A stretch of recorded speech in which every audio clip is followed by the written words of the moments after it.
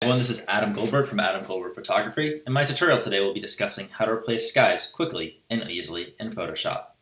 I'll walk through two different images for you. The first will be a landscape image sky replacement, and the second will be for real estate. This is also applicable for architecture as well. So let's go ahead and get started. So here we have our two sets of images already in Lightroom, and the first thing we're going to do is select the two that we want to work with. So we have our landscape image and a nice sky that I think matches pretty well.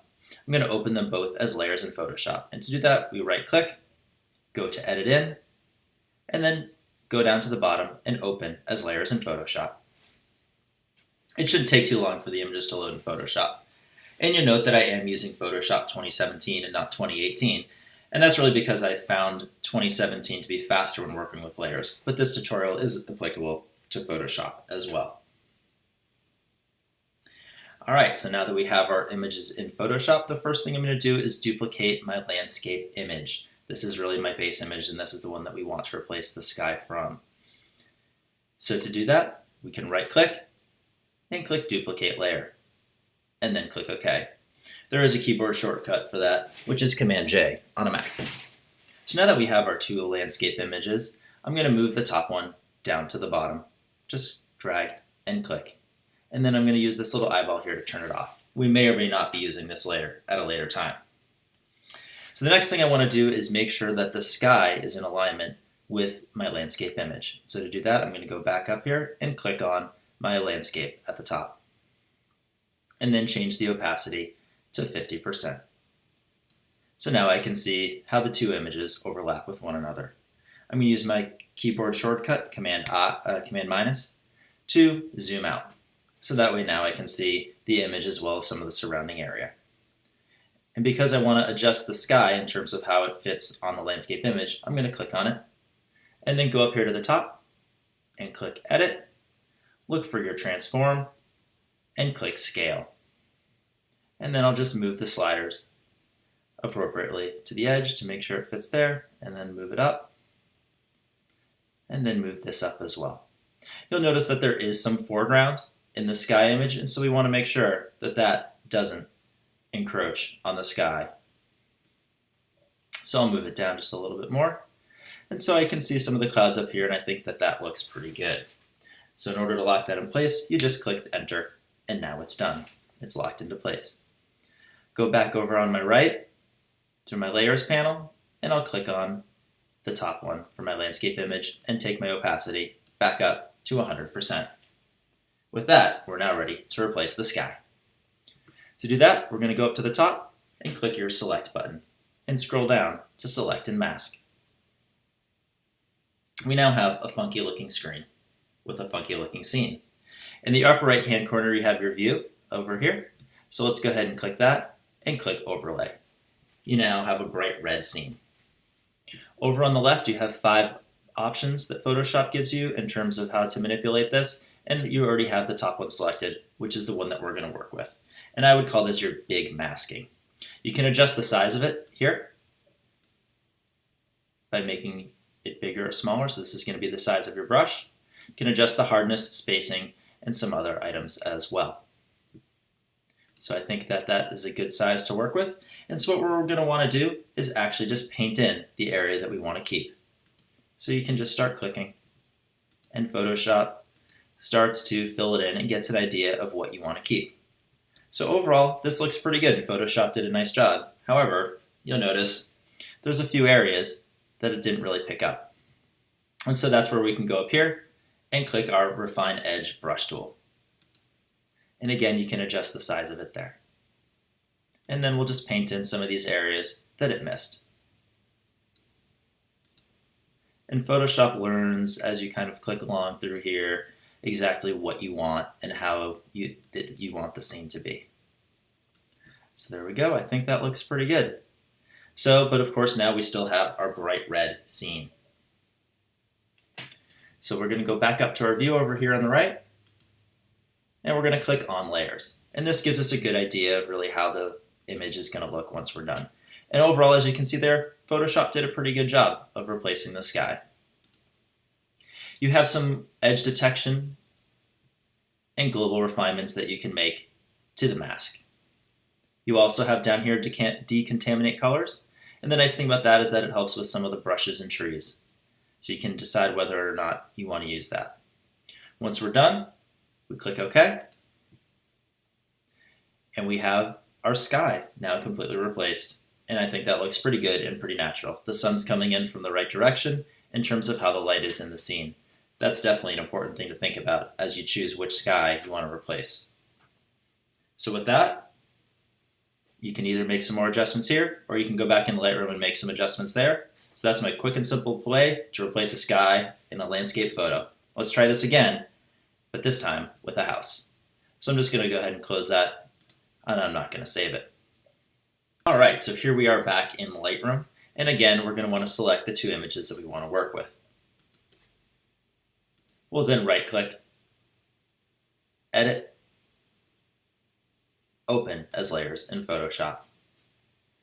And here we are again in Photoshop. And so again, the first thing that I'm going to want to do once these layers open is go ahead and duplicate my real estate image. I can go right-click and click Duplicate Layer. Click OK. Again, this can also be done by hitting Command-J on a Mac. So now that we have our two landscape images, I'm going to want to hide the bottom image. So that way that layer is no longer revealed. I'll then move my real estate image up by selecting it and then just dragging it to the top. And as before, we want to bring our opacity down to 50% so that way we can see the sky. We'll then click on the sky layer, go up to the top, and click Edit, Transform, and Scale. I'll zoom out by clicking Command minus, and I'll just drag my sky image around until it's at a point that I think it looks pretty good. I'll then click Enter to go ahead and lock it in. I'll click my top layer, so that way that's the one that's active, and move my opacity back to 100%. Now ready again. Once we click on that, there we go. That way that's active. We're now ready to replace the sky. So select and mask, and then that brings us to this scene right here.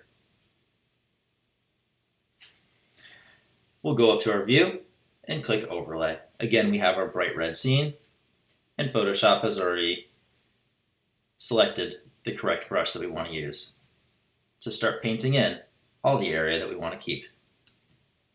So you can do individual clicks, or you can actually paint it like a brush. And that looks pretty good right there. So again, this is everything that we're going to want to keep from our image. Again, going back up to the upper left, we have our Refine Edge brush tool, which you can click R as your shortcut, but otherwise we can just do that, click it, can adjust the size of our brush there, and again, we're active, so this is going to be painting in, and Photoshop's just going to learn that I want to keep all of the green and not the gray, as I just slowly paint in here.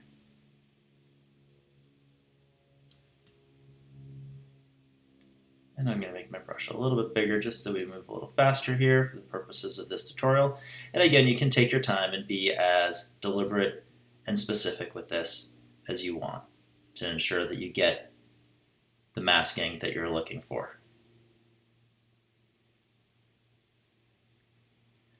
Okay, so let's see here. A couple other little spots we got right there and up there. Do a single click there and there. And overall, I think that looks pretty good. So again, go up to our upper right-hand corner for our view, and we can click on layers. And overall, I think that looks pretty good. It's nice and sharp. We have, again, some of our adjustments that we can make here. If you did want to refine anything, you can also click Decontaminate Colors. And I actually, in this case, like how that looks. And we'll make some other tweaks when we get back into Photoshop here in a minute, so I'll show you that. But just one more thing, if we go back to our view and go back to our overlay, if you did want to take away some of the painting that you've done, you just click the minus up at the top and then paint back in. So again, I want to keep that. So if you go too far, it's really simple and easy to make that change back. So again, this looks good. View, on layers, and we click OK. So now we have our images back in Photoshop. And again, if we want, we can kind of show the difference between what we had before and what we've replaced with. So we're close, but we're not quite there. You can see a couple areas where we might want to make some fixes. And so in order to do that, I'm going to take this layer that I duplicated and move it up to the top. And now we're going to create a new layer mask. So we're going to go to the bottom and add a new layer mask. And we're going to click Command I, and that's going to make our layer black. And so we're going to want to do some brushing in. And so in order to do that, you go over here and make sure your brush is activated. You can also click B. Down here is the color that you're painting in. You're either going to be painting in white or black. And since our layer is black, we want to make sure we're painting white. You can click the X button on your keyboard, and that'll toggle back and forth. I like for situations like this to have my opacity at about 50% and my flow at about 25%. And all I'm going to do is just start painting in with the brush. And because the clouds are hidden behind the trees and you have some new clouds in the sky, it starts to look pretty natural. And I think it gives the trees a little bit more of their original texture back. Now, as you can see, we have a little bit of blue on the house from when we were adjusting our layer and painting in that new sky. And so this is an area where we can just go ahead and change our opacity to 100%, make our brush smaller. You can do that up here by adjusting your size and your hardness, or you can use your keyboard shortcuts, which are your brackets. And then we'll just paint in right here at 100%. And there's another spot right there. And I think that looks pretty good. So again, if we hide our layers, here's where we were before. And then this is the final image. I think it's a much nicer looking image. Much better sky. And so now that we're done, you can continue to make some adjustments here, or you can go back into Lightroom. One reminder whenever you're replacing the sky is to ensure that the light from the sun with the sky you're replacing matches the clouds and light from the original image. Otherwise, it might just not look as natural as you want it to. So alright, I think that's it. Here was 2 examples of how to quickly and easily replace skies in your photos. If you like this tutorial, please click and subscribe to my channel and get notified of any future tutorials. Again, I'm Adam Goldberg Photography, and thanks for watching.